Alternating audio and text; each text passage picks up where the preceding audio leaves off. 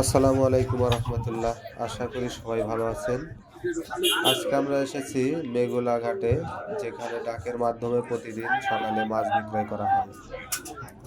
তো আজকে আমরা পুরো ঘাটে ঘুরে ঘুরে দেখব যে কোন মাছ কত টাকায় বিক্রি হচ্ছে বা কোন মাছ কত দামে ডাক চলতেছে আজকে।